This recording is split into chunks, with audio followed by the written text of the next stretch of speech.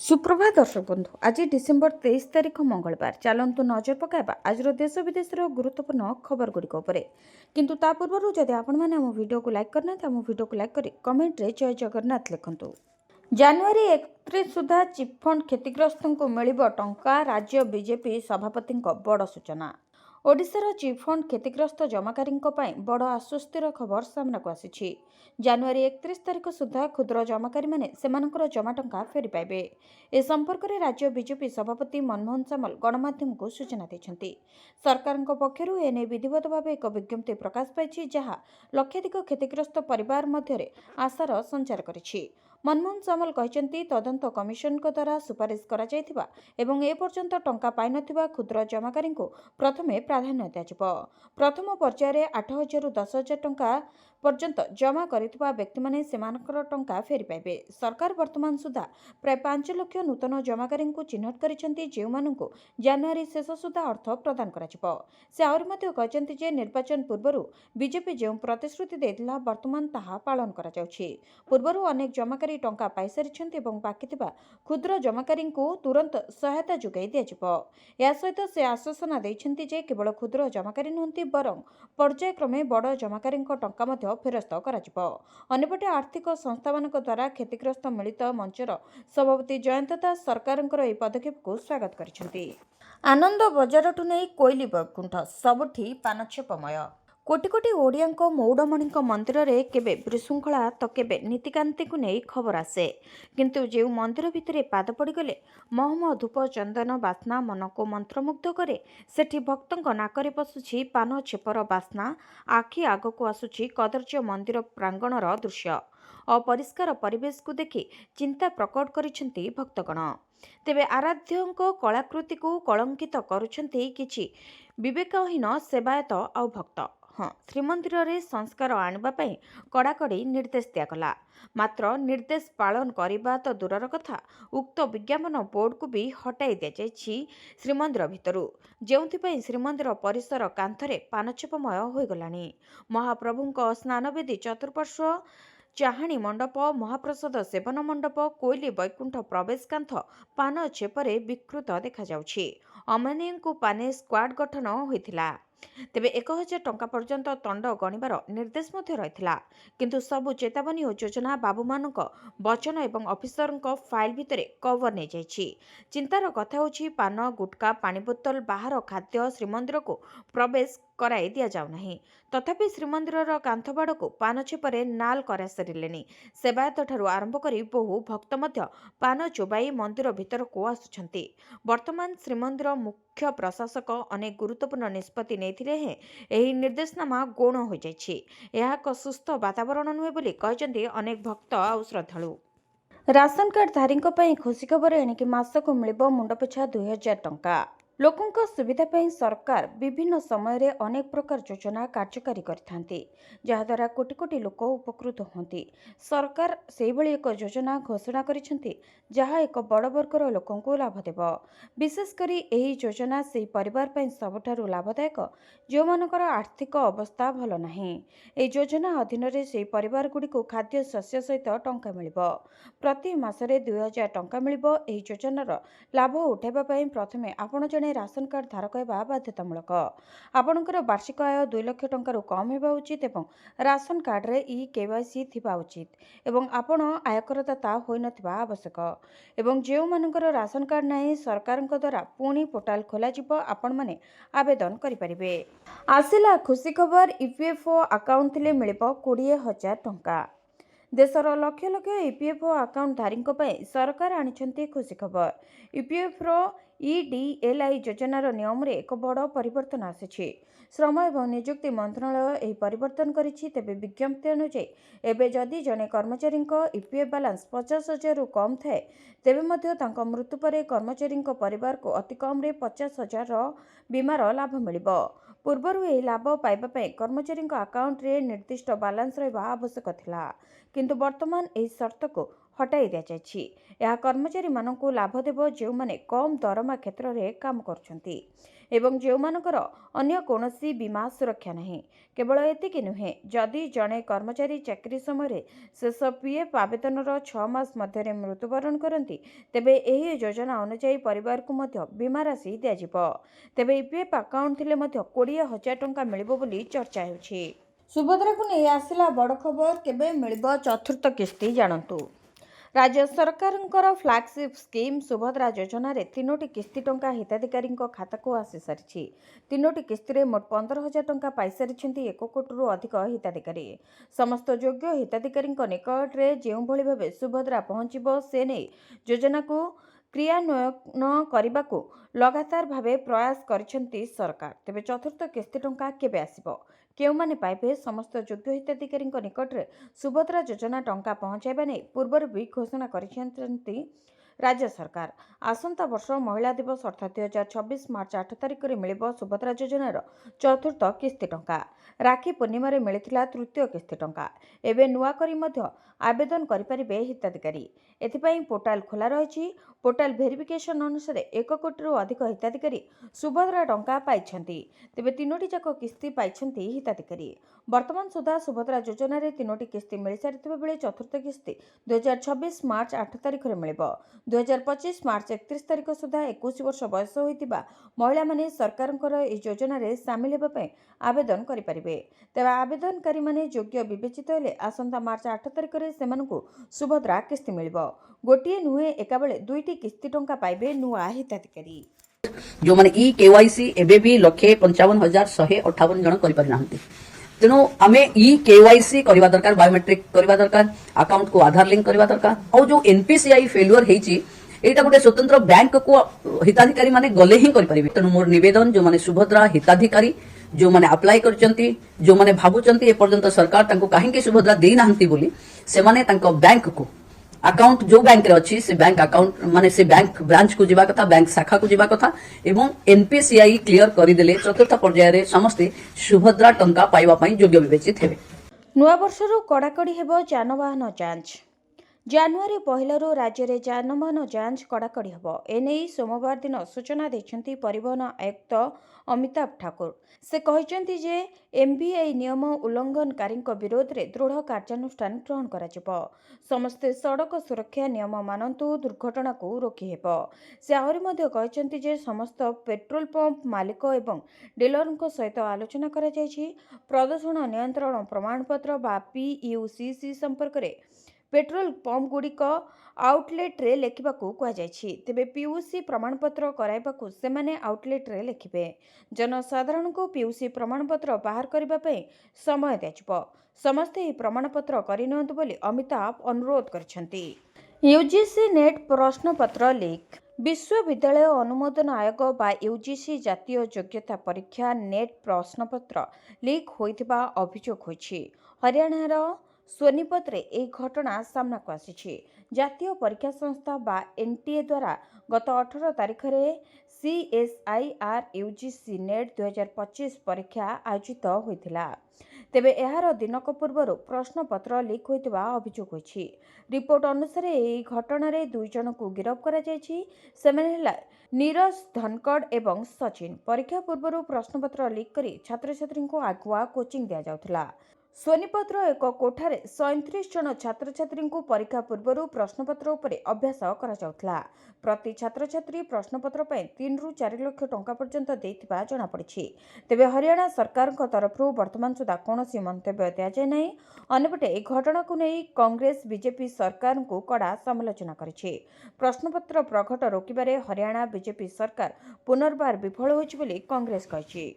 भुसुड़ी जीव कि भद्रक बीजेडी दुर्बल हेउछि संगठन पद्म मुहा नेता। भद्रक रे दुर्बल हेउछि कि बीजेडी, भुसुड़ी जीव कि भद्रक बीजेडी? ए प्रश्न एबे एथिपाई उठुछि कारण भद्रक बीजेडी रो गोटिए परे गोटिए नेता शासक दल मुहा हेउछन्ति। କିଛି ଦିନ ତଳେ ବରିଷ୍ଠ ବିଜେଡି ନେତା ପ୍ରଫୁଲ୍ଲ ସାମଲଙ୍କ ଦୁଇ ପୁଅ ବିଜେପିରେ ମିଶିବା ପରେ ଏବେ ଆଉ 3 ହେଭିୱେଟ୍ ନେତା ପଦ୍ମ ଧରିପାରନ୍ତି ବୋଲି ଚର୍ଚ୍ଚା ଜୋର ଧରିଛି। ନୂଆବର୍ଷରେ ଭଦ୍ରକ ଜିଲ୍ଲା ବିଜେଡି ସଭାପତି ଜଗନ୍ନାଥ ସ୍ୱାଇଁ, ଧାମନଗର ନିର୍ବାଚନ ମଣ୍ଡଳୀର ପୂର୍ବତନ ବିଧାୟକ ମୁକ୍ତିକାନ୍ତ ମଣ୍ଡଳ, ଭଦ୍ରକର ପୂର୍ବତନ ସାଂସଦ ମଞ୍ଜୁଲତା ମଣ୍ଡଳ ବିଜେପିରେ ମିଶିବା ନେଇ ଚର୍ଚ୍ଚା ଆରମ୍ଭ ହୋଇଛି। ତେବେ ମଞ୍ଜୁଲତା ମଣ୍ଡଳ ସାଂସଦ ରହିଆସିଥିବା ବେଳେ ମୁକ୍ତିକାନ୍ତ ଦିଲ୍ଲୀରେ ବିଜେପି କେନ୍ଦ୍ରୀୟ ମନ୍ତ୍ରୀଙ୍କ ସହିତ ସୁସମ୍ପର୍କ ରଖି ଭଦ୍ରକବାସୀଙ୍କ ବିଭିନ୍ନ ସମସ୍ୟା ବିଷୟରେ ଆଲୋଚନା କରି ସମାଧାନ କରିଛନ୍ତି। ଏପରିକି କେନ୍ଦ୍ରୀୟ ବିଜେପି ନେତା ଏବଂ କେନ୍ଦ୍ରମନ୍ତ୍ରୀ ଧର୍ମେନ୍ଦ୍ର ପ୍ରଧାନଙ୍କ ସହିତ ମଧ୍ୟ ବେଶ୍ ଭଲ ସମ୍ପର୍କ ରଖିଛନ୍ତି ମୁକ୍ତିକାନ୍ତ। ଆଉ ଏହାର ଫଟୋ ଏବେ ସୋସିଆଲ ମିଡିଆରେ ଭାଇରାଲ ହେବା ପରେ ସବୁଠି ଚର୍ଚ୍ଚା ଜୋର ଧରିଛି। ତେବେ କୁହାଯାଉଛି ଏହି 3 ବିଜେଡି ନେତା ବିଜେପି ରାଜ୍ୟ ସଭାପତି ମନମୋହନ ସାମଲଙ୍କ ସହ ଆଲୋଚନା କରିଛନ୍ତି।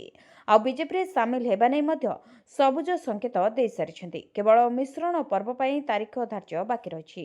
ତେବେ ଏସବୁ ଚର୍ଚ୍ଚା ଭିତରେ ବିଜେଡି ନେତା ତଥା ପୂର୍ବତନ ବିଧାୟକ ମୁକ୍ତିକାନ୍ତ ମଣ୍ଡଳ କହିଛନ୍ତି ଯେ ସମୟ ଆସିଲେ ସବୁ ଜଣାପଡ଼ିବ। ଆଗାମୀ ଦିନରେ କ'ଣ ନିଷ୍ପତ୍ତି ନେବେ ମୁଁ ଗଣମାଧ୍ୟମକୁ ଜଣାଇଦେବି।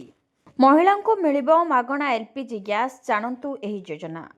କେନ୍ଦ୍ର ସରକାରଙ୍କର ପ୍ରଧାନମନ୍ତ୍ରୀ ଉଜ୍ଜ୍ୱଳା ଯୋଜନା ଓଡ଼ିଶାର ଗ୍ରାମ ଓ ଗରିବ ପରିବାର ପାଇଁ ଏକ ବଡ଼ ଆଶୀର୍ବାଦ ସାବ୍ୟସ୍ତ ହୋଇଛି।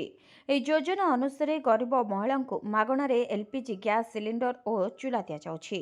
ଓଡ଼ିଶାରେ ଲକ୍ଷାଧିକ ମହିଳା ଏହି ଯୋଜନା ଦ୍ୱାରା ଲାଭ ପାଇଛନ୍ତି। ତେବେ ପୂର୍ବରୁ ଯେଉଁମାନେ କାଠ ଓ ଚୁଲି ଜଳାଇ ଖାଦ୍ୟ କରୁଥିଲେ ସେମାନେ ଏବେ ସ୍ୱଚ୍ଛ ଗ୍ୟାସ୍ରେ ରନ୍ଧାବଢ଼ା କରି ସୁସ୍ଥ ଜୀବନ ବଞ୍ଚିବେ। ତେବେ ଧୂଆଁମୁକ୍ତ ଘର, ସୁସ୍ଥ ସ୍ୱାସ୍ଥ୍ୟ ଓ ମହିଳା ସଶକ୍ତିକରଣ ଏହି 3ଟି ଦିଗରେ ଉଜ୍ଜ୍ୱଳା ଯୋଜନାର ନୂଆ ଇତିହାସ ଲେଖିଛି। ସରକାରଙ୍କ ପକ୍ଷରୁ ପ୍ରତିବର୍ଷ 12ଟି ସିଲିଣ୍ଡର ସବସିଡି ରେଟ୍ରେ ଦିଆଯାଉଛି ଏବଂ କେତେକ ସମୟରେ ମାଗଣା ରିଲିଫ୍ ସୁବିଧା ମଧ୍ୟ ମିଳୁଛି। ତେବେ ଆସନ୍ତୁ ଜାଣିବା ନୂଆ ଆବେଦନ କିପରି କରିପାରିବେ। ଯଦି ଆମେ ଅନଲାଇନ୍ ପ୍ରକ୍ରିୟା କଥା କହିବା ତାହେଲେ ଅନଲାଇନ୍ ପ୍ରକ୍ରିୟାରେ ପ୍ରଧାନମନ୍ତ୍ରୀ ଉଜ୍ଜ୍ୱଳା ଯୋଜନାର ସରକାରୀ ୱେବସାଇଟ୍ www.pmuy.gov.in କୁ ଯାଆନ୍ତୁ। ଏହାପରେ ଆପଣଙ୍କ ଗ୍ୟାସ୍ କମ୍ପାନୀ ଯେପରିକି ଇଣ୍ଡିଆନ୍, HP ଗ୍ୟାସ୍ କିମ୍ବା ଭାରତ ଗ୍ୟାସ୍ ବାଛନ୍ତୁ। ଅନଲାଇନ୍ ଆବେଦନ ଫର୍ମ ପୂରଣ କରନ୍ତୁ। ନାମ, ଆଧାର ନମ୍ବର, ଠିକଣା ଓ ଯୋଗାଯୋଗ ସୂଚନା ଦିଅନ୍ତୁ। ଏହାପରେ ଆବେଦନ ସବମିଟ୍ କରିବା ପରେ ଆପଣଙ୍କୁ ନିକଟସ୍ଥ ଗ୍ୟାସ୍ ଡିଲର ପକ୍ଷରୁ ଯୋଗାଯୋଗ କରାଯିବ। ସେହିପରି ଯଦି ଆମେ ଅଫଲାଇନ୍ ପ୍ରକ୍ରିୟା ଦେଖିବା ତାହେଲେ ଅଫଲାଇନ୍ରେ ଆପଣ ନିକଟସ୍ଥ ଗ୍ୟାସ୍ ଏଜେନ୍ସି କିମ୍ବା ବ୍ଲକ ଅଫିସକୁ ଯାଇ ଫର୍ମ ନିଅନ୍ତୁ। ଏହାପରେ ଫର୍ମ ସହିତ ଆଧାର କାର୍ଡ଼, ରାସନ କାର୍ଡ଼ ଓ ପାସପୋର୍ଟ ସାଇଜ୍ ଫଟୋ ଲଗାନ୍ତୁ। ଏହାପରେ ଫର୍ମ ଜମା କରିଦିଅନ୍ତୁ। ପରେ ସତ୍ୟାପନ ହେବ ଓ ଗ୍ୟାସ୍ ସଂଯୋଗ ମିଳିଯିବ। ତେବେ ଉଜ୍ଜ୍ୱଳା ଯୋଜନା ମାତ୍ର ଏକ ସୁବିଧା ନୁହେଁ, ଏହା ହେଉଛି ଓଡ଼ିଶା ମହିଳାଙ୍କ ପାଇଁ ସମ୍ମାନ, ସୁରକ୍ଷା ଓ ସ୍ୱାଧୀନତାର ପ୍ରତୀକ। ଗରିବମାନଙ୍କ ମାଗଣା ଚିକିତ୍ସା ପାଇଁ ଆୟୁଷ୍ମାନ କାର୍ଡକୁ ନେଇ ଆସିଲା ବଡ଼ ଖବର। ମାଗଣା ଚିକିତ୍ସା ଦେଶର ପ୍ରତ୍ୟେକ ନାଗରିକଙ୍କ ଅଧିକାର। ତେଣୁ ଭାରତ ସରକାର ଜନସାଧାରଣଙ୍କୁ ମାଗଣା ଚିକିତ୍ସା ଯୋଗାଇବା ପାଇଁ ଆୟୁଷ୍ମାନ ଯୋଜନା ଆରମ୍ଭ କରିଛନ୍ତି। ଏହି ଯୋଜନା ଅଧୀନରେ ଲୋକମାନେ ଏକ ଆୟୁଷ୍ମାନ କାର୍ଡ ପାଇପାରିବେ ଏବଂ ଏହି ସୁବିଧାର ଲାଭ ଉଠାଇପାରିବେ। ଆପଣଙ୍କ ଚିକିତ୍ସାର ସମସ୍ତ ଖର୍ଚ୍ଚ ସରକାର ବହନ କରନ୍ତି। ତେବେ ଆୟୁଷ୍ମାନ କାର୍ଡ ମାଧ୍ୟମରେ ଚିକିତ୍ସା ସୁବିଧା ପ୍ରତ୍ୟେକ ହସ୍ପିଟାଲରେ ଉପଲବ୍ଧ ଅଛି, ତାହା ବେସରକାରୀ ହେଉ କିମ୍ବା ସରକାରୀ। ତେଣୁ ସମସ୍ତେ ଏହାର ଲାଭ ପାଇପାରିବେ। ତଥାପି ଅଧିକାଂଶ ଲୋକ ଦ୍ୱନ୍ଦ୍ୱରେ ଅଛନ୍ତି ଯେ କିଏ ଆୟୁଷ୍ମାନ କାର୍ଡ ପାଇପାରିବ ଏବଂ କିଏ ପାଇପାରିବେ ନାହିଁ। ଏପରି ପରିସ୍ଥିତିରେ ଆମେ ଆପଣଙ୍କୁ କହିବୁ ଯେ କେବଳ ଗୋଟିଏ କ୍ଲିକ୍ରେ କିଏ ଆୟୁଷ୍ମାନ କାର୍ଡ ପାଇପାରିବ ତାହା କିପରି ଜାଣିପାରିବେ। ତେବେ ଯେଉଁମାନଙ୍କର ନାମ SECC 2011 ତାଲିକାରେ ଅନ୍ତର୍ଭୁକ୍ତ କିମ୍ବା ଜାତୀୟ ସ୍ୱାସ୍ଥ୍ୟ ପ୍ରାଧିକରଣ ରେକର୍ଡରେ ଯୋଗ୍ୟ ବିବେଚିତ ସେମାନେ ଏହି ସୁବିଧା ପାଇପାରିବେ। ଏହା ସହିତ ଯେଉଁମାନେ ଅସଂଗଠିତ କ୍ଷେତ୍ରରେ କାମ କରନ୍ତି, ଗରିବ ଶ୍ରେଣୀର, ଟିକସ ଦିଅନ୍ତି ନାହିଁ, ଆର୍ଥିକ ଭାବରେ ଅସହାୟ, ଘର ମାଲିକ ନୁହନ୍ତି, PF ପାଇନାହାନ୍ତି କିମ୍ବା ESIC ସୁବିଧା ପାଇନାହାନ୍ତି, ସେମାନେ ସମସ୍ତେ ଏହି କାର୍ଡ ପାଇପାରିବେ। ତେବେ ଆପଣ mera.pmjay.gov.in ୱେବସାଇଟ୍ ପରିଦର୍ଶନ କରି ମଧ୍ୟ ଏହା ଯାଞ୍ଚ କରିପାରିବେ। ଏଣିକି ଡବଲ ହେବ ଆପଣଙ୍କ ସଞ୍ଚୟ। ଚାଲନ୍ତୁ ଜାଣିବା କେମିତି। ଯଦି ଆପଣ କୌଣସି ବିପଦ ବିନା ଏକ ସୁରକ୍ଷିତ ନିବେଶ ଖୋଜୁଛନ୍ତି, ତେବେ ଭାରତୀୟ ଡାକ ବିଭାଗର ଗ୍ରାମ୍ୟ ସୁରକ୍ଷା ଯୋଜନା ଆପଣଙ୍କ ପାଇଁ ଏକ ଉତ୍ତମ ବିକଳ୍ପ ହୋଇପାରେ। ଏହି ଯୋଜନା ବିଶେଷ ଭାବରେ ସେହି ଲୋକମାନଙ୍କ ପାଇଁ ଡିଜାଇନ୍ କରାଯାଇଛି ଯେଉଁମାନେ କମ୍ ଆୟ ସହିତ ଦୀର୍ଘକାଳୀନ ପାଇଁ ଏକ ବଡ଼ ପାଣ୍ଠି ସୃଷ୍ଟି କରିବାକୁ ଚାହୁଁଛନ୍ତି। ଏହି ଯୋଜନାର ସବୁଠାରୁ ବଡ଼ ବିଶେଷତ୍ୱ ହେଉଛି ଯେ ଦୈନିକ କେବଳ 50 ଅର୍ଥାତ୍ ପ୍ରତି ମାସରେ 500 ଟଙ୍କା ନିବେଶ କରି ଆପଣ ମ୍ୟାଚୁରିଟି 35 ଲକ୍ଷ ପର୍ଯ୍ୟନ୍ତ ପାଣ୍ଠି ପାଇପାରିବେ। ଏହି ଯୋଜନା ଭାରତୀୟ ଡାକ ବିଭାଗର ଗ୍ରାମୀଣ ଡାକ ଜୀବନ ବୀମା ଅଧୀନରେ କାର୍ଯ୍ୟ କରେ, ଯାହାକୁ ଗ୍ରାମୀଣ ଏବଂ ଅର୍ଦ୍ଧ ସହରୀ ଅଞ୍ଚଳର ଲୋକମାନଙ୍କୁ ଧ୍ୟାନରେ ରଖି ସ୍ୱତନ୍ତ୍ର ଭାବେ ଡିଜାଇନ୍ କରାଯାଇଛି। ଏଥିରେ ଆପଣ ଅତି କମ୍ରେ 10,000 ଏବଂ ସର୍ବାଧିକ 10 ଲକ୍ଷ ବୀମା କଭର କରିପାରିବେ।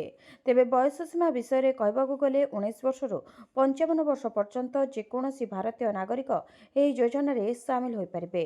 ଗ୍ରାମ୍ୟ ସୁରକ୍ଷା ଯୋଜନାରେ ପ୍ରିମିୟମ ଦେବା ପାଇଁ ନିବେଶକମାନଙ୍କୁ ଅନେକ ବିକଳ୍ପ ମିଳିଥାଏ, ଯେପରିକି ମାସିକ, ତ୍ରୈମାସିକ, ଅର୍ଦ୍ଧବାର୍ଷିକ କିମ୍ବା ବାର୍ଷିକ ପ୍ରିମିୟମ ଦେଇପାରିବେ। ଏହା ବ୍ୟତୀତ ନିବେଶକମାନେ ଏହି ଯୋଜନା ଅଧୀନରେ 4 ବର୍ଷ ପରେ ମଧ୍ୟ ଋଣ ନେଇପାରିବେ। ଆବଶ୍ୟକ ହେଲେ ଏହି ପଲିସିକୁ 3 ବର୍ଷ ପରେ ମଧ୍ୟ ସରେଣ୍ଡର କରାଯାଇପାରିବ, କିନ୍ତୁ ଯଦି ଆପଣ 5 ବର୍ଷ ପୂର୍ବରୁ ସରେଣ୍ଡର କରନ୍ତି ତେବେ ବୋନସର ସୁବିଧା ମିଳିବ ନାହିଁ। ବାଂଲାଦେଶରେ ଥମୁନି ହିଂସା, ହାଦି ପରେ ଆଉ ଜଣେ ନେତାଙ୍କୁ ଗୁଳି। ବାଂଲାଦେଶରେ ଥମୁନି ହିଂସା। ଯୁବନେତା ଶରୀଫ ଓସମାନ ବିନ୍ ହାଦିଙ୍କୁ ହତ୍ୟା କରାଯିବା ପରେ ଦେଶରେ ହିଂସା ଉଗ୍ର ରୂପ ନେଇଥିବା ବେଳେ ଆଉ ଜଣେ ନେତାଙ୍କୁ ଗୁଳି କରାଯାଇଛି। ସେ ନେତା ଜଣକ ହେଉଛନ୍ତି ମହମ୍ମଦ ମୋତାଲେବ ସିକଦାର। ସେ ବାଂଲାଦେଶ ନ୍ୟାସନାଲ ସିଟିଜେନ୍ ପାର୍ଟି ବା ବିଏନସିପିର ଖୁଲାନା ଡିଭିଜନାଲ ମୁଖ୍ୟ। ତାଙ୍କ ମୁଣ୍ଡରେ ଗୁଳି ବାଜିଥିବା ବେଳେ ତାଙ୍କୁ ଗୁରୁତର ଅବସ୍ଥାରେ ଖୁଲାନା ମେଡିକାଲ କଲେଜ ହସ୍ପିଟାଲରେ ଭର୍ତ୍ତି କରାଯାଇଥିଲା। ତେବେ ବାଂଲାଦେଶର ସୋନାଦଙ୍ଗା ଅଞ୍ଚଳର ଶେଖପଡା ପଲ୍ଲୀରେ 42 ବର୍ଷୀୟ ସିକଦାର ରୁହନ୍ତି। ସେ ଦଳର ଶ୍ରମିକ ଶାଖାର କେନ୍ଦ୍ରୀୟ ସଂଗଠକ। ତେବେ ତାଙ୍କୁ କେହି ଦୁର୍ବୃତ୍ତ ଗୁଳି କରିଦେଇଥିବା ନେଇ ଦଳର ଯୁଗ୍ମ ପ୍ରମୁଖ ସଂଯୋଜକ ମହମୁଦା ମିଟ୍ଟୁ ଫେସବୁକରେ ଏକ ପୋଷ୍ଟ କରି ସୂଚନା ଦେଇଛନ୍ତି। ସିକଦାର ଏକ ରାଲି ପାଇଁ ପ୍ରସ୍ତୁତ ହେଉଥିବା ସମୟରେ ଏହି ଘଟଣା ଘଟିଛି। ତେବେ ସୋନାଦଙ୍ଗା ଥାନା ଅଧିକାରୀ ଅନିମେଶ ମଣ୍ଡଳ କହିଛନ୍ତି ଯେ ସୋମବାର ପୂର୍ବାହ୍ନ ପ୍ରାୟ 11:45ରେ ଗାଜୀ ମେଡିକାଲ କଲେଜ ନିକଟରେ ଦୁର୍ବୃତ୍ତମାନେ ସିକଦାରଙ୍କର ମୁଣ୍ଡକୁ ଲକ୍ଷ୍ୟ କରି ଗୁଳି କରିଥିଲେ। ତେବେ ସେ ବିପଦମୁକ୍ତ ଥିବା ଡାକ୍ତର କହିଛନ୍ତି। କେନ୍ଦ୍ର କ୍ୟାବିନେଟ ଅଷ୍ଟମ ବେତନକୁ ଅନୁମୋଦନ। ଆଗାମୀ 18 ମାସ ମଧ୍ୟରେ ସୁପାରିଶ ଦାଖଲ। ଜାନୁଆରୀ ମାସରେ କେନ୍ଦ୍ର କ୍ୟାବିନେଟ ଅଷ୍ଟମ ବେତନ କମିଶନକୁ ଅନୁମୋଦନ କରିଥିଲେ। ଏହି କମିଶନ ଅକ୍ଟୋବରରେ ଗଠିତ ହୋଇଥିଲା ଏବଂ ବର୍ତ୍ତମାନ ଆଗାମୀ 18 ମାସ ମଧ୍ୟରେ ଏହାର ସୁପାରିଶ ଦାଖଲ କରିବ। ହେଲେ ଏହି ବିଷୟକୁ ନେଇ ଯଥେଷ୍ଟ ଦ୍ୱନ୍ଦ୍ୱ ରହିଛି। ସନ୍ଦର୍ଭ ସର୍ତ୍ତାବଳୀ ବା TORରେ ପରିବର୍ତ୍ତନ ପାଇଁ ଦାବି କରାଯାଇଛି। ଅଷ୍ଟମ ବେତନ କମିଶନ ଅଧୀନରେ ପେନ୍ସନ ସଂଶୋଧନକୁ ନେଇ ଅନିଶ୍ଚିତତା ମଧ୍ୟରେ କେନ୍ଦ୍ର ସରକାରୀ କର୍ମଚାରୀଙ୍କ ପ୍ରତିନିଧିତ୍ୱ କରୁଥିବା ଏକ ସଂଘ ପ୍ରଧାନମନ୍ତ୍ରୀ ନରେନ୍ଦ୍ର ମୋଦିଙ୍କୁ ଚିଠି ଲେଖି ଅନୁରୋଧ କରିଛି ଯେ ପେନ୍ସନ ଲାଭରେ ସଂଶୋଧନ ପାଇଁ ଅଷ୍ଟମ ବେତନ କମିଶନର TORରେ ପରିବର୍ତ୍ତନ କରିବାକୁ ନିର୍ଦ୍ଦେଶ ଦିଅନ୍ତୁ।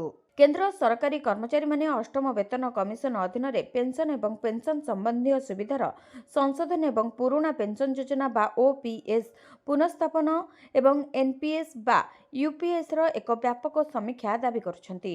ସଂଘଗୁଡ଼ିକ ସରକାରଙ୍କ ନିକଟରେ ଅଷ୍ଟମ ବେତନ କମିଶନରେ ସ୍ୱାୟତ୍ତ ସଂସ୍ଥା ଏବଂ ଗ୍ରାମୀଣ ଡାକ କର୍ମଚାରୀଙ୍କୁ ଅନ୍ତର୍ଭୁକ୍ତ କରିବାକୁ ଦାବି କରିଛନ୍ତି, ଯାହାଦ୍ୱାରା ସେମାନେ ସମସ୍ତ ଅବସରକାଳୀନ ସୁବିଧା ପାଇପାରିବେ। ସେମାନେ ପେନ୍ସନ ଭୋଗୀଙ୍କ ପାଇଁ ତୁରନ୍ତ 20% ମଧ୍ୟବର୍ତ୍ତୀକାଳୀନ ରିଲିଫ ଦାବି କରିଛନ୍ତି। ତେବେ ଜାନୁଆରୀ 1, 2026 ସୁଦ୍ଧା ଅଷ୍ଟମ ବେତନ କମିଶନର ସୁପାରିଶକୁ କାର୍ଯ୍ୟକାରୀ କରିବାକୁ ମଧ୍ୟ ଦାବି କରିଛନ୍ତି, କାରଣ ଏହା ଲକ୍ଷ ଲକ୍ଷ ସରକାରୀ କର୍ମଚାରୀ ଏବଂ ପେନ୍ସନ ଭୋଗୀଙ୍କ ମଧ୍ୟରେ ଉତ୍ତେଜନା ସୃଷ୍ଟି କରିଛି। ଚଳିତ ମାସ ଶେଷ ସପ୍ତାହ ସୁଦ୍ଧା ଆସିବ ପିଏମ୍ ଆବାସ ପକ୍କା ଘର ପାଇଁ 1,20,000 ଟଙ୍କା। ନଭେମ୍ବରରେ ମିଳିବାକୁ ଥିବା ପିଏମ୍ ଆବାସ ପକ୍କା ଘର ଏବେ ଚଳିତ ମାସ ଶେଷ ସପ୍ତାହ ଆଡ଼କୁ ଏହି ଯୋଜନା ଆସିବ। ଘର ପାଇବେ ହିତାଧିକାରୀ। ଆରମ୍ଭ ହେବାକୁ ଯାଉଛି ପିଏମ୍ ଆବାସ ଯୋଜନା ବଣ୍ଟନ ପ୍ରକ୍ରିୟା। ପର୍ଯ୍ୟାୟକ୍ରମେ ଆବାସ ଘର ଦେବେ କେନ୍ଦ୍ର ସରକାର। ତେଣୁ ଏହି ଯୋଜନାରେ କେଉଁମାନେ ପାଇବେ ଏବଂ କେଉଁମାନେ କଟିବେ ଆସନ୍ତୁ ଜାଣିବା। ସରକାରଙ୍କ ତରଫରୁ ଆବାସ ଘର ପାଇଁ ମାଗଣା ବୋଲି ମଧ୍ୟ କୁହାଯାଉଛି। ତେବେ ପ୍ରଧାନମନ୍ତ୍ରୀ ଆବାସ ଯୋଜନାରେ ଘର ଖଣ୍ଡେ ପାଇବାକୁ ଅପେକ୍ଷା କରିଥିବା ଲକ୍ଷ ଲକ୍ଷ ଗରିବ ପରିବାରଙ୍କ ପାଇଁ ଆସିଛି ଖୁସି ଖବର। ତେବେ ଡିସେମ୍ବର ଶେଷ ସପ୍ତାହ କିମ୍ବା ଜାନୁଆରୀ ପ୍ରଥମରେ ପିଏମ୍ ଆବାସ ପକ୍କା ଘର ପାଇଁ ଯୋଜନା ବଣ୍ଟନ ପ୍ରକ୍ରିୟା ଆରମ୍ଭ ହେବ। ପର୍ଯ୍ୟାୟକ୍ରମେ ଦିଆଯିବ ଆବାସ ଘର। ଭାଗ ହୋଇଥିବା ଏବଂ ଭିନ୍ନକ୍ଷମ ହିତାଧିକାରୀଙ୍କୁ ମଧ୍ୟ ଘର ଦେବେ ସରକାର। ଏହାସହ ଡିସେମ୍ବରରେ ପ୍ରଧାନମନ୍ତ୍ରୀ ଅନ୍ତୋଦୟ ଯୋଜନାରେ ହିତାଧିକାରୀଙ୍କୁ ଘର ବାଣ୍ଟିବେ। ପରେ ପର୍ଯ୍ୟାୟକ୍ରମେ ଘର ପାଇବେ ସମସ୍ତ ହିତାଧିକାରୀ ଏବଂ ଯେଉଁମାନେ ଆୟକରଦାତା ହୋଇନଥିବେ ସେମାନଙ୍କ ଘର ଘର ବୁଲି ତର୍ଜମା ସରିଲାଣି। ଖୁବ୍ ଶୀଘ୍ର ନୂଆ ଲିଷ୍ଟ ଆସିଗଲାଣି। ବହୁତ ଶୀଘ୍ର ଟଙ୍କା ଆକାଉଣ୍ଟକୁ ଆସିଯିବ ବୋଲି ଚର୍ଚ୍ଚା ହେଉଛି। ମୋଦି ସରକାରଙ୍କର ଏପରି ଏକ ଯୋଜନା ଆପଣଙ୍କୁ ମିଳିବ ସମୁଦାୟ 11,000 ଟଙ୍କା। ମୋଦି ସରକାର ଏମିତି ଏକ ଯୋଜନା ଆଣିଛନ୍ତି ଆପଣ ବି ଜାଣିଲେ ବହୁତ ଖୁସି ହେଇଯିବେ। କାରଣ ଆପଣଙ୍କୁ ମିଳିବ ସମୁଦାୟ 11,000 ଟଙ୍କା। ଏଣିକି ମୋଦି ସରକାର ଦେବେ 11,000 ଲେଖାଏଁ ଟଙ୍କା। ହଁ ଆଜ୍ଞା, ଭାରତ ସରକାର ଦେଶର ମହିଳାମାନଙ୍କ ପାଇଁ ଅନେକ ଯୋଜନା ପ୍ରଚଳନ କରିଛନ୍ତି, ଯାହାର ଲକ୍ଷ୍ୟ ସେମାନଙ୍କୁ ଆର୍ଥିକ ଭାବରେ ସଶକ୍ତ କରିବା ଏବଂ ସମାଜରେ ସେମାନଙ୍କର ସ୍ଥିତିକୁ ଉନ୍ନତ କରିବା। ଆଉ ଏପରି ଏକ ଯୋଜନା ହେଉଛି ପ୍ରଧାନମନ୍ତ୍ରୀ ମାତୃବନ୍ଦନା ଯୋଜନା ବା PMMVY। ଏହି ଯୋଜନା ଗର୍ଭବତୀ ଏବଂ ସ୍ତନ୍ୟପାନ କରୁଥିବା ମହିଳାମାନଙ୍କ ପାଇଁ ଆରମ୍ଭ କରାଯାଇଥିଲା, ଯେଉଁମାନଙ୍କୁ ଗର୍ଭଧାରଣ ଏବଂ ପ୍ରସବ ସମୟରେ ଆର୍ଥିକ ସହାୟତା ଆବଶ୍ୟକ। ଏହି ଯୋଜନା ଅଧୀନରେ ସରକାର ମହିଳାମାନଙ୍କୁ 11,000 ଟଙ୍କା ପର୍ଯ୍ୟନ୍ତ ଆର୍ଥିକ ସହାୟତା ପ୍ରଦାନ କରନ୍ତି। ଏହି ରାଶି ସିଧାସଳଖ DBT ମାଧ୍ୟମରେ ସେମାନଙ୍କ ବ୍ୟାଙ୍କ ଆକାଉଣ୍ଟକୁ ସ୍ଥାନାନ୍ତରିତ ହୁଏ। ମାତୃବନ୍ଦନା ଯୋଜନା ଅଧୀନରେ ପ୍ରଥମ ଥର ପାଇଁ ମା ହେଉଥିବା ମହିଳାମାନଙ୍କୁ 5,000 ଟଙ୍କା ଆର୍ଥିକ ସହାୟତା ମିଳିଥାଏ, ଯାହା 3ଟି ପୃଥକ କିସ୍ତିରେ ପ୍ରଦାନ କରାଯାଏ। ଏହି ଟଙ୍କା ଗର୍ଭଧାରଣର ଆବଶ୍ୟକତା ଯେପରିକି ପୁଷ୍ଟିସାର, ବିଶ୍ରାମ ଏବଂ ସ୍ୱାସ୍ଥ୍ୟ ପରୀକ୍ଷା ପାଇଁ ବ୍ୟବହୃତ ହୁଏ। ଯଦି ଜଣେ ମହିଳାଙ୍କର ଦ୍ୱିତୀୟ ସନ୍ତାନ ଝିଅ ହୁଏ ତେବେ ତାଙ୍କୁ ଅତିରିକ୍ତ 6,000 ଟଙ୍କା ମିଳିଥାଏ। ଏପରି ଭାବରେ ସରକାର ମୋଟ 11,000 ଟଙ୍କା ପର୍ଯ୍ୟନ୍ତ ରାଶି ପ୍ରଦାନ କରନ୍ତି।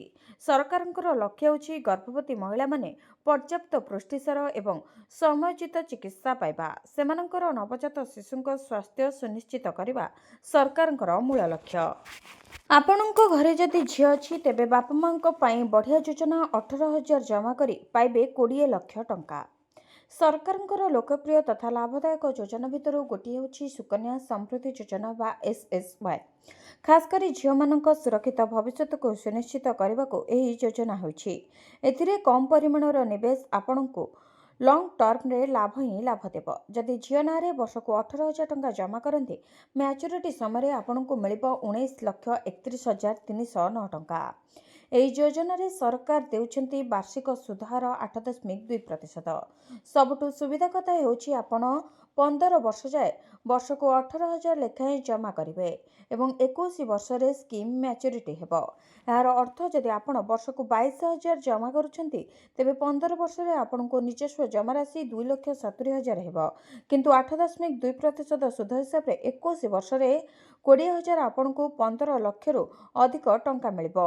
ନିବେଶର ସମୟ ସହ ଉଚ୍ଚ ସୁଧ ହାର ଆପଣଙ୍କ ଝିଅକୁ ସୁରକ୍ଷିତ ଫଣ୍ଡ ଆକାରରେ ମିଳିବ। PPF ଆକାଉଣ୍ଟ ନେଇ ଆସିଲା ବଡ଼ ଖବର।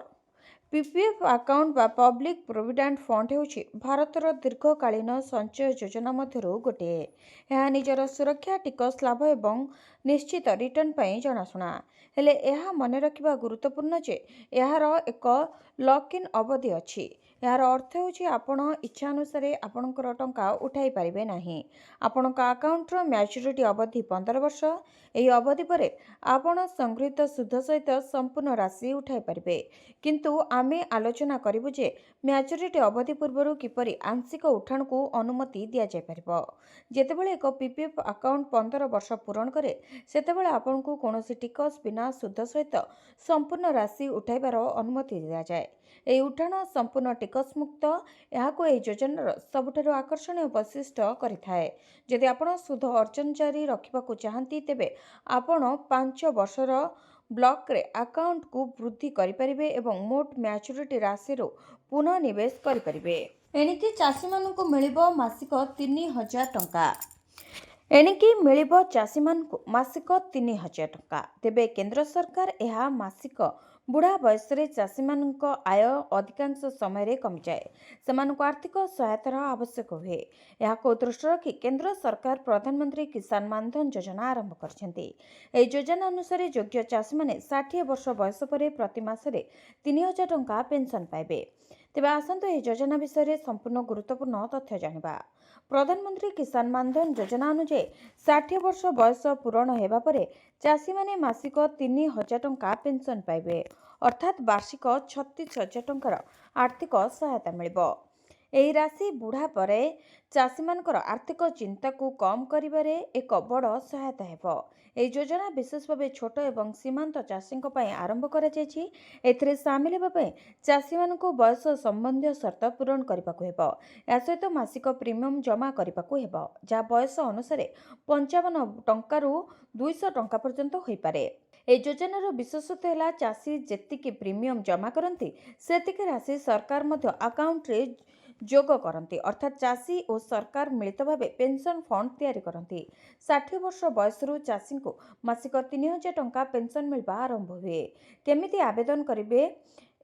ତେବେ ଏହି ଯୋଜନାର ଲାଭ ଉଠାଇବା ପାଇଁ ଚାଷୀଙ୍କୁ ଆଧାର କାର୍ଡ, ବ୍ୟାଙ୍କ ପାସବୁକ୍ ଏବଂ ବୟସ ପ୍ରମାଣପତ୍ର ସହିତ ନିକଟସ୍ଥ କମନ ସର୍ଭିସ ସେଣ୍ଟର ବା CSCକୁ ଯିବାକୁ ହେବ। ଏଠାରେ ଆଧାର ଆଧାରିତ ରେଜିଷ୍ଟ୍ରେସନ କରାଯାଏ ଏବଂ ପ୍ରତି ମାସରେ ପ୍ରିମିୟମ ଜମା କରିବାକୁ ହୁଏ। PM କିଷାନ ଟଙ୍କା ପାଇନାହାନ୍ତି କି? ଏମିତି କରନ୍ତୁ, ଟଙ୍କା ଆସିବ। ଡିସେମ୍ବର 25 ତାରିଖରେ ପ୍ରଧାନମନ୍ତ୍ରୀ ମୋଦି 9 କୋଟି ଚାଷୀଙ୍କ ଆକାଉଣ୍ଟକୁ PM କିଷାନ ଯୋଜନାର 21ତମ କିସ୍ତି ସ୍ଥାନାନ୍ତରିତ କରିଥିଲେ। ତାମିଲନାଡୁର କୋଏମ୍ବାଟୁରରେ ପ୍ରଧାନମନ୍ତ୍ରୀ ମୋଦି DBT ମାଧ୍ୟମରେ ପ୍ରାୟ 18,000 କୋଟି ଟଙ୍କା ସିଧାସଳଖ ଚାଷୀଙ୍କ ବ୍ୟାଙ୍କ ଆକାଉଣ୍ଟକୁ ପଠାଇଥାନ୍ତି। ତେବେ ଦେଶର ଅଧିକାଂଶ ଚାଷୀ ପ୍ରଧାନମନ୍ତ୍ରୀ କିଷାନ ସମ୍ମାନ ନିଧି ଯୋଜନାର 21ତମ କିସ୍ତି ଟଙ୍କା ପାଇସାରିଛନ୍ତି। ତଥାପି ଯଦି ଅନେକ ଚାଷୀଙ୍କ ପରି ଆପଣ ଏପର୍ଯ୍ୟନ୍ତ ଆପଣଙ୍କ ବ୍ୟାଙ୍କ ଆକାଉଣ୍ଟରେ 2,000 ଟଙ୍କା ପାଇନାହାନ୍ତି, ତେବେ ଚିନ୍ତା କରନ୍ତୁ ନାହିଁ। କାରଣ eKYC ଜମିବିହୀନ କିମ୍ବା ବ୍ୟାଙ୍କ ବିବରଣୀରେ ସାମାନ୍ୟ ତ୍ରୁଟି ଯୋଗୁଁ ପେମେଣ୍ଟ ପ୍ରାୟତଃ ଅଟକିଯାଏ। ତେବେ ଏଠାରେ ଆମେ ଆପଣଙ୍କ ଟଙ୍କା କାହିଁକି ଅଟକି ରହିପାରେ ତାହା ବିଭିନ୍ନ କାରଣ ବର୍ଣ୍ଣନା କରିବୁ। ଏପରି ପରିସ୍ଥିତିରେ ଚାଷୀମାନେ ଏବେ କ'ଣ କରିବା ଉଚିତ, ଯାହାଦ୍ୱାରା ବାକି ଥିବା କିସ୍ତି ସେମାନଙ୍କ ଆକାଉଣ୍ଟରେ ଯଥାଶୀଘ୍ର ପହଞ୍ଚିବ। ତେବେ ଯଦି ଆପଣ ଏପର୍ଯ୍ୟନ୍ତ eKYC ପୂରଣ କରିନାହାନ୍ତି, ତାହେଲେ ଆପଣ ତୁରନ୍ତ eKYC ପୂରଣ କରିନିଅନ୍ତୁ। ସେହିଭଳି ଯଦି ଜମିର ଲ୍ୟାଣ୍ଡ ସିଡିଂ କିମ୍ବା ଭେରିଫିକେସନ ବାକି ଅଛି, ଯଦି ଫର୍ମ ପୂରଣ କରିବା ସମୟରେ ଆପଣଙ୍କ ଆଧାର ନମ୍ବର, ବ୍ୟାଙ୍କ ବିବରଣୀ କିମ୍ବା ମୋବାଇଲ ନମ୍ବର ଭୁଲ ଏଣ୍ଟ୍ରି କରାଯାଇଛି, ଯଦି ଆପଣଙ୍କ ଆକାଉଣ୍ଟ ଆଧାର ସହିତ ଲିଙ୍କ ନାହିଁ, ଆପଣଙ୍କ ନାମ ପ୍ରଧାନମନ୍ତ୍ରୀ କିଷାନ ହିତାଧିକାରୀ ତାଲିକାରେ ଦେଖାଯାଉନାହିଁ, ତାହେଲେ ଆପଣ ଏହି କାରଣଗୁଡ଼ିକ ପାଇଁ ପେମେଣ୍ଟ ବିଳମ୍ବ ହୋଇପାରେ। ଖୁସିର ଖବର ହେଉଛି ଏହି ସମସ୍ତ ଜିନିଷଗୁଡ଼ିକୁ ସହଜରେ ସମାଧାନ କରାଯାଇପାରିବ। ତେଣୁ ଏହାକୁ ତୁରନ୍ତ ସମାଧାନ କରନ୍ତୁ ଏବଂ ଆପଣ ମଧ୍ୟ ସରକାରଙ୍କ ଯୋଜନାର ଲାଭ ଉଠାନ୍ତୁ। 2026ରେ ଭାରତରେ ଲାଗିବ କେତେଥର ଚନ୍ଦ୍ରଗ୍ରହଣ? ଆସନ୍ତୁ ଜାଣିବା। ନୋଟ୍ କରି ରଖନ୍ତୁ ତାରିଖ। ଆସନ୍ତା ବର୍ଷ 2026 ମସିହାରେ ଚନ୍ଦ୍ରଗ୍ରହଣ ହେବ। ତେବେ ଏହି ଚନ୍ଦ୍ରଗ୍ରହଣ ଦୁଇଟି ଚନ୍ଦ୍ରଗ୍ରହଣ ହେବ। ପ୍ରଥମଟି ଫାଲ୍ଗୁନ ପୂର୍ଣ୍ଣିମାରେ ଏବଂ ଦ୍ୱିତୀୟଟି ଶ୍ରାବଣ ପୂର୍ଣ୍ଣିମାରେ ହେବ। ଫାଲ୍ଗୁନ ପୂର୍ଣ୍ଣିମାରେ ଚନ୍ଦ୍ରଗ୍ରହଣ ଭାରତରେ ଦୃଶ୍ୟମାନ ହେବ। ଜ୍ୟୋତିଷ ଶାସ୍ତ୍ର ଅନୁସାରେ ଗ୍ରହଣ ସମୟରେ ଶକ୍ତିରେ ଦ୍ରୁତ ପରିବର୍ତ୍ତନ ହୁଏ। ନୂତନ ବର୍ଷର ପ୍ରଥମ ଚନ୍ଦ୍ରଗ୍ରହଣ 3 ମାର୍ଚ୍ଚ 2026ରେ ଫାଲ୍ଗୁନ ମାସର ପୂର୍ଣ୍ଣିମା ତିଥିରେ ଘଟିବ। ବିଶେଷ କଥା ହେଉଛି ଏହି ଦିନ ହୋଲିକା ଦହନ ପାଳନ କରାଯାଏ। ଏହି ଆଂଶିକ ଚନ୍ଦ୍ରଗ୍ରହଣ ଅପରାହ୍ନ 3:20ରୁ ସନ୍ଧ୍ୟା 6:47 ପର୍ଯ୍ୟନ୍ତ ରହିବ। 2026 ମସିହାରେ ହୋଲିକା ଦହନ ଦିନ ହେବାକୁ ଥିବା ଚନ୍ଦ୍ରଗ୍ରହଣ ଭାରତରେ ମଧ୍ୟ ଦୃଶ୍ୟମାନ ହେବ। ତେଣୁ ଏଠାରେ ସୂତକ ଅବଧି ମଧ୍ୟ ବୈଧ ହେବ। ତେଣୁ ଗ୍ରହଣ ସପ୍ତାହ ହେବା ପରେ ହିଁ ହୋଲିକା ଦହନ କରାଯିବା ଉଚିତ। ତେବେ ସୂତକ ଅବଧି ଗ୍ରହଣର 9 ଘଣ୍ଟା ପୂର୍ବରୁ ଆରମ୍ଭ ହୁଏ। ସେପରି ଦ୍ୱିତୀୟ ଚନ୍ଦ୍ରଗ୍ରହଣ 28 ଅଗଷ୍ଟ 2026ରେ ହେବ। ଏହା ଏକ ପୂର୍ଣ୍ଣ ଚନ୍ଦ୍ରଗ୍ରହଣ ହେବ, ହେଲେ ଏହା ଭାରତରେ ଦୃଶ୍ୟମାନ ହେବ ନାହିଁ। ତେଣୁ ଏଠାରେ ସୂତକ ଦେଖାଯିବ ନାହିଁ। ଶାସ୍ତ୍ରରେ କୁହାଯାଇଛି ଯେ ସୂତକ ସମୟରେ ଖାଦ୍ୟ ଏବଂ ପାନୀୟରୁ ଦୂରେଇ ରହିବା ଉଚିତ। ଯେକୌଣସି ନକାରାତ୍ମକ କାର୍ଯ୍ୟ ନିଷେଧ। ଏହି ସମୟରେ ଆଧ୍ୟାତ୍ମିକ ଚିନ୍ତନ ମଧ୍ୟ, ଧ୍ୟାନ, ରାମଚରିତ ମାନସ ପାଠ ଏବଂ ଶିବମନ୍ତ୍ର ଜପ କରିବା ଉଚିତ। ଏହା ବ୍ୟତୀତ ଗ୍ରହଣ ସମୟରେ ବଳକା ଖାଦ୍ୟରେ ତୁଳସୀ ପତ୍ର ମିଶାଇବା ଉଚିତ। ଚନ୍ଦ୍ରଗ୍ରହଣ ସମୟରେ କେବଳ ଭଗବାନଙ୍କ ମନ୍ତ୍ର ଜପ କରିବା ଉଚିତ, ଯାହାକୁ 10 ଗୁଣ ଅଧିକ ଫଳପ୍ରଦ ବୋଲି ବିବେଚନା କରାଯାଏ। ତେବେ ଚନ୍ଦ୍ରଗ୍ରହଣ ପରେ ଶୁଦ୍ଧ ଜଳରେ ସ୍ନାନ କରନ୍ତୁ ଏବଂ ଗରିବମାନଙ୍କୁ ଦାନ କରନ୍ତୁ। ମନ୍ଦିରକୁ ଯାଆନ୍ତୁ ଏବଂ ପୁରୋହିତମାନଙ୍କୁ ପୋଷାକ ଦାନ କରନ୍ତୁ। ସେମାନଙ୍କୁ ଦକ୍ଷିଣା ମଧ୍ୟ ଦିଅନ୍ତୁ। ଗ୍ରହଣ ସମୟରେ ଗାଈମାନଙ୍କୁ ଘାସ, ପକ୍ଷୀମାନଙ୍କୁ ଖାଦ୍ୟ ଏବଂ ଅସହାୟଙ୍କୁ ପୋଷାକ ଦାନ କଲେ ବହୁ ଗୁଣ ପୁଣ୍ୟ ମିଳିଥାଏ। ପ୍ରଦୂଷଣ ଯାଞ୍ଚ। ବିହାନ ଆଗରେ ପ୍ରବଳ ଭିଡ଼। ସରକାରୀ ଘୋଷଣା ପରେ ଲୋକଛାନିଆ। PUC ସାର୍ଟିଫିକେଟ୍ ନଥିଲେ ପେଟ୍ରୋଲ ପମ୍ପରେ ତେଲ ମିଳିବ ନାହିଁ। ସରକାରଙ୍କର ଏହି ଘୋଷଣା ପରେ ହଇରାଣରୁ ବର୍ତ୍ତିବା ପାଇଁ ପଲ୍ୟୁସନ ଟେଷ୍ଟିଂ ଭ୍ୟାନ୍ ଆଗରେ ଲୋକ ଭିଡ଼ କରୁଛନ୍ତି। ପିୟୁସି ସାର୍ଟିଫିକେଟ୍ ଧରି ଶାନ୍ତିରେ ଘରକୁ ଫେରୁଛନ୍ତି। କିନ୍ତୁ ପେଟ୍ରୋଲ ପମ୍ପରେ ପ୍ରଦୂଷଣ ବିହୀନ ପ୍ରମାଣପତ୍ର ଯାଞ୍ଚ ପାଇଁ ନିର୍ଦ୍ଦିଷ୍ଟ ବ୍ୟବସ୍ଥା ନାହିଁ। ତେଣୁ ଏହାର କାର୍ଯ୍ୟକାରିତାକୁ ନେଇ ସ୍ୱାଭାବିକ ଭାବେ ପ୍ରଶ୍ନ ଉଠୁଛି। ପ୍ରଦୂଷଣ ସାର୍ଟିଫିକେଟ୍ ନଥିଲେ ଗାଡ଼ିକୁ ମିଳିବନି ତେଲ। ସରକାରଙ୍କର ଏହି ଘୋଷଣା ଲୋକଙ୍କ ଅକଲ ଗୁଡୁମ କରିଦେଇଛି। ଯେମିତି ହେଉ ପ୍ରଦୂଷଣ ପ୍ରମାଣପତ୍ରଟେ ପାଇବାକୁ ଧାଡ଼ି ବାନ୍ଧି ନିଜ ପାଳି ଆସିବାକୁ ଅପେକ୍ଷା କରିଛନ୍ତି ଗାଡ଼ି ଚାଳକ। ଦିନେ କାଁ ଭାଁ ଲୋକ ପ୍ରଦୂଷଣ ଯାଞ୍ଚ ପାଇଁ ଆସୁଥିଲେ। ଏବେ ତେଲ ମିଳିବନି ସେହି ଭୟ ହିଁ ଟେଷ୍ଟିଂ ଭ୍ୟାନ୍ ଆଗରେ ଜମାଇଛି ଭିଡ଼। ଧୀରେ ଧୀରେ ଗୁରୁତ୍ୱ ହରାଉଥିବା ପିୟୁସି ସାର୍ଟିଫିକେଟ୍ ଏବେ ଲୋକଙ୍କର ନିହାତି ଦରକାରୀ ହୋଇପଡ଼ିଛି। କିନ୍ତୁ ଗାଡ଼ିରେ ଯଦି ଫାଇନ୍ ପଡ଼ିଥିବ ତାକୁ ନ ଭରିବା ଯାଏ ପଲ୍ୟୁସନ ସାର୍ଟିଫିକେଟ୍ ବାହାରୁ ନାହିଁ। ତେଣୁ କିଛି ଚାଳକ ନିରାଶ ହୋଇ ଫେରୁଛନ୍ତି। ସରକାର କହିଛନ୍ତି ପିୟୁସି ସାର୍ଟିଫିକେଟ୍ ନଥିଲେ ତେଲ ମିଳିବ ନାହିଁ। କିନ୍ତୁ ପ୍ରଶ୍ନ ଉଠୁଛି ତେଲ ଟାଙ୍କିରେ ଏହା କେମିତି ଯାଞ୍ଚ କରାଯିବ? ଏନେଇ କୌଣସି ବ୍ୟବସ୍ଥା ନାହିଁ। ପେଟ୍ରୋଲ ପମ୍ପରେ ଭିଡ଼ ସମୟରେ କେମିତି କାର୍ଯ୍ୟକାରୀ ହେବ? ସାର୍ଟିଫିକେଟ୍ ଯାଞ୍ଚ କିଏ କରିବ? ଏ ବାବଦରେ ପେଟ୍ରୋଲ ପମ୍ପ ମାଲିକ ସଂଘକୁ କୌଣସି ସୂଚନା ଦିଆଯାଏ ନାହିଁ। ଏନେଇ ପରିବହନ କମିଶନଙ୍କ ଅଧ୍ୟକ୍ଷତାରେ ଟେକ୍ସ ହୋଲ୍ଡରଙ୍କର ସହ ବସିଛି ବୈଠକ। ପିୟୁସି ସାର୍ଟିଫିକେଟ୍ ଭଳି ପୂର୍ବରୁ ମଧ୍ୟ ପ୍ଲାଷ୍ଟିକ୍ ବୋତଲରେ ପେଟ୍ରୋଲ ବ୍ୟାନ୍ ସହ ନୋ ହେଲମେଟ୍ ନୋ ପେଟ୍ରୋଲ ନିୟମ ଲାଗୁ କରିଥିଲେ ସରକାର। କିନ୍ତୁ ନିର୍ଦ୍ଦିଷ୍ଟ ବ୍ୟବସ୍ଥା ନ ଥିବାରୁ କାର୍ଯ୍ୟକାରୀ ହୋଇପାରିଲାନି। ଲୋକ ବି ଦିନ କେଇଟା ପରେ ନିୟମକୁ ଭୁଲିଗଲେ। ତେବେ ପିୟୁସି ସାର୍ଟିଫିକେଟ୍ ନଥିଲେ ତେଲ ନାହିଁ ପାଇଁ ବ୍ୟବସ୍ଥା ବିକଶିତ ନ ହେଲା ଯାଏ କାର୍ଯ୍ୟକାରିତା ଉପରେ ସନ୍ଦେହ ସୃଷ୍ଟି ହେଉଛି। ଓଡ଼ିଶାରେ ଆସିବ ଶିଳ୍ପ ବିପ୍ଳବ। 30 ଜିଲ୍ଲାରେ ପ୍ରତିଷ୍ଠା ହେବ 30 ଶିଳ୍ପ। ଶିଳ୍ପାୟନ କେବଳ ସ୍ଲୋଗାନରେ ସୀମିତ ରହିବନି। ଅପହଞ୍ଚ ଉପାନ୍ତ ଜିଲ୍ଲାରେ ପହଞ୍ଚିବ ସରକାରୀଙ୍କ ଶିଳ୍ପ ବିପ୍ଳବ। ହାଇଦ୍ରାବାଦରୁ ମୁଖ୍ୟମନ୍ତ୍ରୀ ଫେରିବା ପରେ ରାଜ୍ୟବାସୀଙ୍କ ଆଗରେ ରଖିଛନ୍ତି ଶିଳ୍ପର ବ୍ଲୁପ୍ରିଣ୍ଟ। ଆଗକୁ ଶିଳ୍ପ ବିହୀନ ଟ୍ୟାଗ ମୁଣ୍ଡାଇବନି ଓଡ଼ିଶାର ଗୋଟିଏ ବି ଜିଲ୍ଲା। ବର୍ଷ 2025 ଶିଳ୍ପ କ୍ଷେତ୍ରରେ ଆଣିଥିଲା ଅନେକ ସମ୍ଭାବନା। ଓଡ଼ିଶାକୁ ପୁଞ୍ଜିନିବେଶର ହବ୍ କରିବାକୁ ଷ୍ଟିଅରିଂ ଧରି ଆଗକୁ ବଢ଼ିଥିଲେ ମୁଖ୍ୟମନ୍ତ୍ରୀ ମୋହନ ଚରଣ ମାଝୀ। ଗୋଟିଏ ପରେ ଗୋଟିଏ ସମ୍ମିଳନୀ ଜରିଆରେ ପୁଞ୍ଜିନିବେଶକାରୀଙ୍କୁ ରେଡ୍ କାର୍ପେଟ୍ ପକାଇ ନିମନ୍ତ୍ରଣ କରିଥିଲେ ମୁଖ୍ୟମନ୍ତ୍ରୀ। ଏବେ ହାଇଦ୍ରାବାଦ ନିବେଶକ ସମ୍ମିଳନୀ ପରେ ରାଜ୍ୟବାସୀଙ୍କ ଆଗରେ ଶିଳ୍ପାୟନର ନୂଆ ନକ୍ସା ଆଙ୍କିଛନ୍ତି ମୋହନ ମାଝୀ। ରାଜ୍ୟର ସବୁ ଜିଲ୍ଲାକୁ ପହଞ୍ଚିବ ଶିଳ୍ପ, ଫାର୍ମା ଓ ପ୍ରତିରକ୍ଷା କ୍ଷେତ୍ରରେ ଓଡ଼ିଶା ପାଇବ ନୂଆ ପରିଚୟ। ଏଥିପାଇଁ 38 ନିବେଶକଙ୍କ ସହ 1-to-1 ଆଲୋଚନା କରିଛନ୍ତି ମୁଖ୍ୟମନ୍ତ୍ରୀ। 13ଟି MOU ସ୍ୱାକ୍ଷରିତ ହେବା ସହ 27,650 କୋଟି ଟଙ୍କାର ନିବେଶ ଆସିଛି। ଯେଉଁ ସଂସ୍ଥାରେ ପ୍ରାୟ 16,000 ଯୁବବର୍ଗଙ୍କୁ ମିଳିବ ନିଯୁକ୍ତି। ପ୍ରତିରକ୍ଷା କ୍ଷେତ୍ରରେ ଭାରତକୁ ବଳ ଯୋଗାଇବ ଓଡ଼ିଶା। ମିସାଇଲ ନିର୍ମାଣ ପାଇଁ ଆବଶ୍ୟକୀୟ ସରଞ୍ଜାମ ଓଡ଼ିଶାରୁ ନିର୍ମାଣ ହେବ। ପୂର୍ବରୁ ଉତ୍କର୍ଷ ଓଡ଼ିଶା କନକ୍ଲେଭ ଜରିଆରେ 4,38,000 ନିବେଶ ଆସିଥିବା ବେଳେ ଏଥିରୁ 2,10,000 କୋଟି ଟଙ୍କାର ପ୍ରକଳ୍ପର ଶିଳାନ୍ୟାସ ସରିଲାଣି। ସେହିଭଳି ହାଇଦ୍ରାବାଦ ନିବେଶକ ସମ୍ମିଳନୀରୁ ମଧ୍ୟ 66,781 କୋଟି ନିବେଶ ପ୍ରସ୍ତାବ ଓ 56,000 ନିଯୁକ୍ତି ପାଇଁ ବାଟ ଫିଟିଛି। ଆଗାମୀ ଦିନରେ ବାଙ୍ଗାଲୋର, କୋଲକାତାରେ ହେବ ନିବେଶକ ସମ୍ମିଳନୀ। କେବଳ ସମ୍ମିଳନୀ କରି ସରକାର ଚୁପ୍ ବସିନାହାନ୍ତି, ବରଂ ଏହାକୁ କିଭଳି କାର୍ଯ୍ୟକାରୀ କରାଯିବ ତାହାର ବର୍ଷବାରୀ ହେବ ହିସାବ କିତାବ। ଭିଡ଼ିଓଟିକୁ ଶେଷ ଯାଏ ଦେଖିଥିବାରୁ ଆପଣଙ୍କୁ ଧନ୍ୟବାଦ। ଯଦି ଆପଣମାନେ ଏପର୍ଯ୍ୟନ୍ତ ଆମ ଭିଡ଼ିଓକୁ ଲାଇକ୍ କରିନାହାନ୍ତି, ଆମ ଭିଡ଼ିଓକୁ ଲାଇକ୍ କରି କମେଣ୍ଟରେ ଜୟ ଜଗନ୍ନାଥ ଲେଖନ୍ତୁ।